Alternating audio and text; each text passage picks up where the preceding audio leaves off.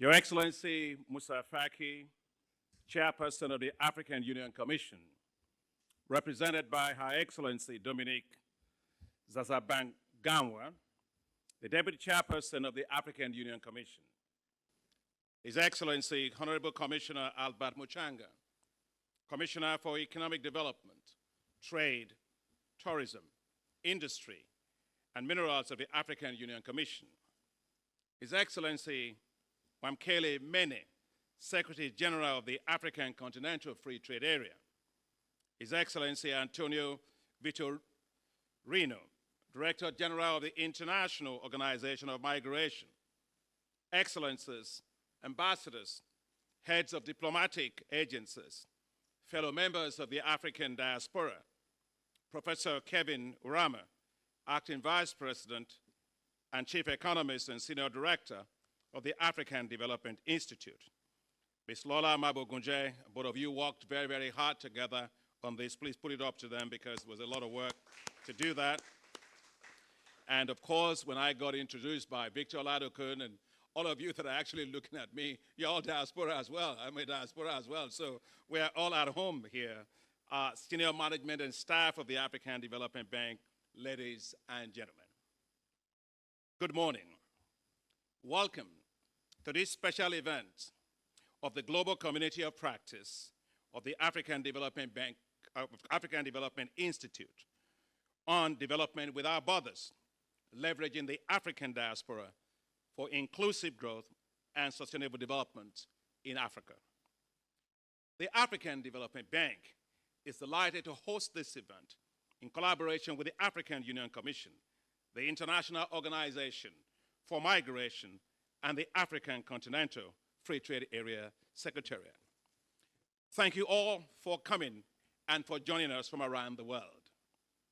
Over the next 2 days, we will be looking to you to provide us with a roadmap and action plan on how to better engage with and tap the African diaspora for Africa's development. Your Excellencies, the diaspora is not a dismembered part of Africa, but streams from Africa, carrying precious assets that made their ways to become rivers, seas, and oceans that reach all parts of the world. If you want to know the extent of the ocean of Africa's diaspora assets, just watch World Cup 2022 matches. You'll see that for several countries from around the world, African players from our diaspora dominate, and actually some of them score against their home country. What you see in soccer is the same you see in basketball and athletics, where you'll see Africans in the diaspora gathering medals for their new nations of residence. Over the past 20 years, the number of Africans living outside the continent more than doubled to about 20 million people. The most significant number of African migrants reside in Europe, 11 million, followed by Asia, 5 million, and North America, 3 million. You can have an African live in any part of the world, but you cannot take Africa from within an African.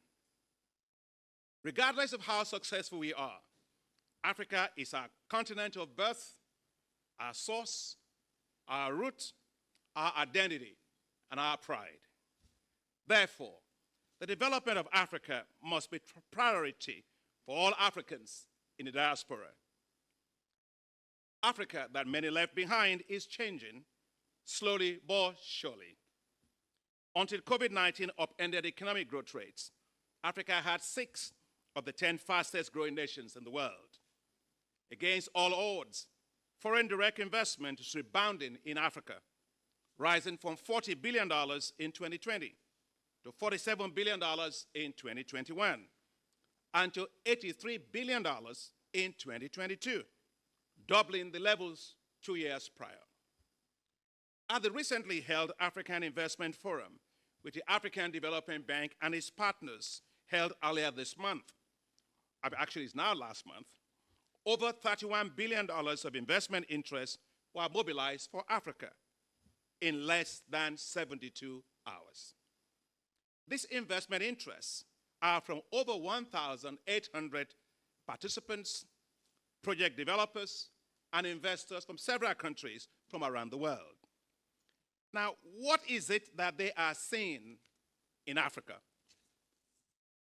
They are clearly seeing a continent that is increasingly sure of itself, a continent that is self-aware, determined to extricate itself from the burdens of history, and assert itself as an unrivaled investment destination in the world. The African Continental Free Trade Area will make Africa the largest free trade zone in the world in terms of number of countries participating, with an estimated GDP size of $3.3 trillion. Africa has the highest population of youth in the world. That's estimated to account for 42% of the global youth by 2030, which means that Africa will be the right place and the ripe place globally for innovation and entrepreneurship, and the outsourcing for skills for industries and services. Africa has 65% of the uncultivated arable land left to feed the world. Therefore, how Africa develops its agriculture will determine the future of food in the world. Across Africa, we must turn cocoa beans into chocolates, cotton into textile, and garments, coffee beans into brewed coffee. That is why the African Development Bank is investing $25 billion in agriculture across the continent to transform the agricultural sector. Africa has an abundance of natural resources: oil, gas, minerals, metals, as well as extensive blue economy that must be rapidly industrialized. The future of electric cars in the world depends on Africa, given its extensive resource deposits in rare minerals, especially lithium ion, cobalt, nickel, and copper. Now listen to this. The size of the electric vehicles market is estimated to reach $7 trillion by 2030 and $46 trillion by 2050. Building precursor facilities for lithium-ion batteries in Africa will be 3 times cheaper than doing so in any other part of the world. Therefore, the African diaspora should look to Africa for investments. Now, ladies and gentlemen, I saw the power of investments by the diaspora in my own earlier work in India when I started my professional career. In 1989, when I started my international career, I was based in a town called Hyderabad in India.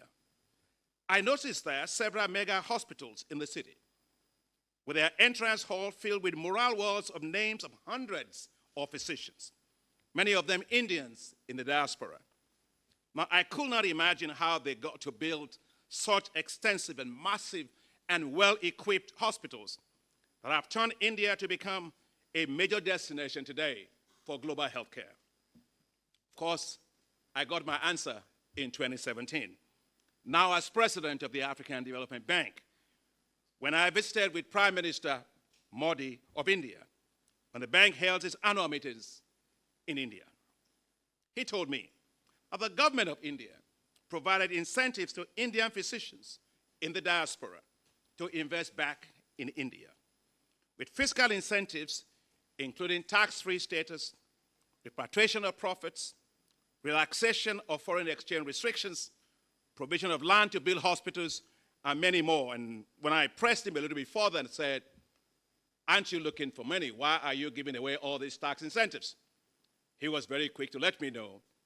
He said, we just simply wanted infrastructure. We knew they would bring the infrastructure, and once it is there, they can't take it out. Africa is facing today the same dilemma. The African Union estimated that 70,000 skilled professionals leave Africa every year. Among them are doctors, nurses, and scientists. In 2015, it was estimated that the number of African trained medical students or graduates practicing in the United States alone reached 13,584. The Mo Ibrahim Foundation assessment in a report called Brain Drain, A Bane for Africa's Potential, found that, and I quote, in 2015, 86% of all African educated physicians working in the United States were trained in Egypt, Ghana, Nigeria, and South Africa. Just imagine that. Clearly, Africa must learn from India. We must put in place programs that support African medical doctors in the diaspora to connect back to Africa. I'm therefore delighted to let you know that the African Development Bank and the World Health Organization, myself and Tedros, the DG of the WHO, had a side meeting during the World Health Summit. And we decided to partner on what we will call Africa Connect, an initiative to strategically tap into Africa's physicians in the diaspora to invest in quality health infrastructure in Africa, including for the establishment of first-rate medical facilities. This will be part of the African Development Bank's plan to invest $3 billion in quality health infrastructure for Africa. Ladies and gentlemen, Africans in the diaspora are critical for Africa's economic development. The value of remittances from African diaspora rose from $37 billion in 2010 to $87 billion in 2019, reaching almost $96 billion by 2021. Yet, I'm president of an African Development Bank, and we do concessional financing, but yet official development assistance to Africa in 2021 was only $36 billion, and that is 36% of what the remittances we got from our diaspora. I think you should clap for them.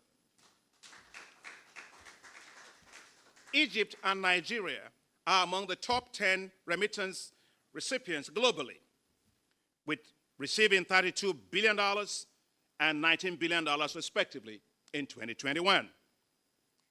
Therefore, the African diaspora has become the largest financier of Africa.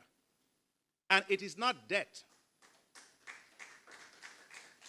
It is 100% gifts or grants, a new form of concessional financing that is the key for the livelihood security for millions of Africans.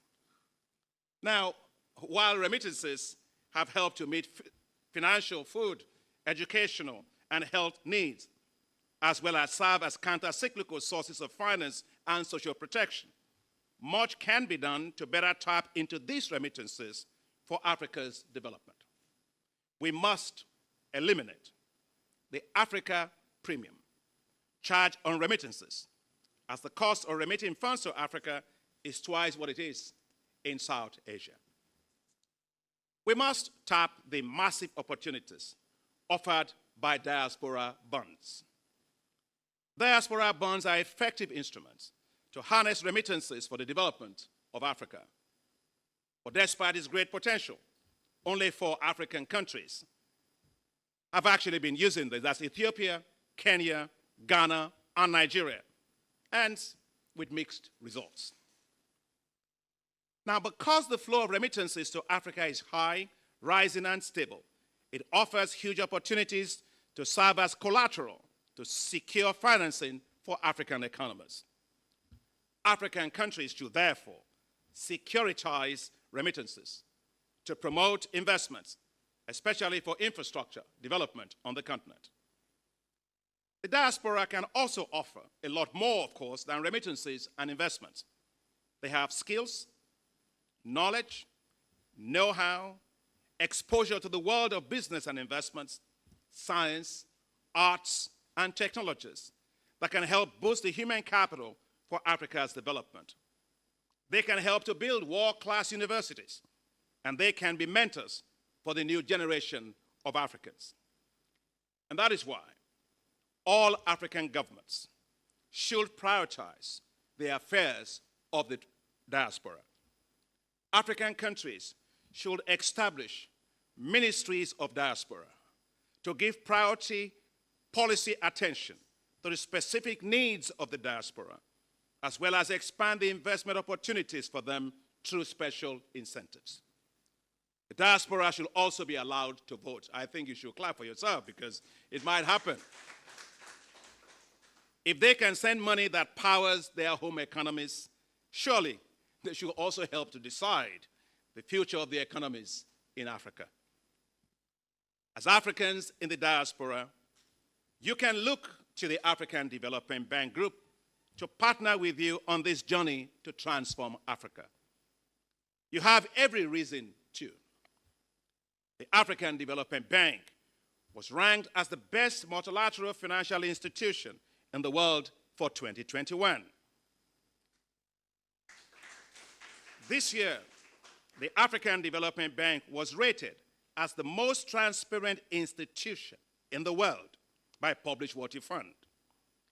This year, the African Development Fund, the concessional financing institution of the African Development Bank Group, was also ranked as the second best concessional financing institution in the world, ahead of all 49 concessional financing institutions in all 49 countries of the OECD. That is the kind of Africa we are today. An Africa measuring itself with global standards. That's what we are as African diaspora. Besting the best in the world. Welcome to a new Africa. We are the same, Africans at home, Africans abroad. We are the ocean of Africa. Let us together build the Africa we want.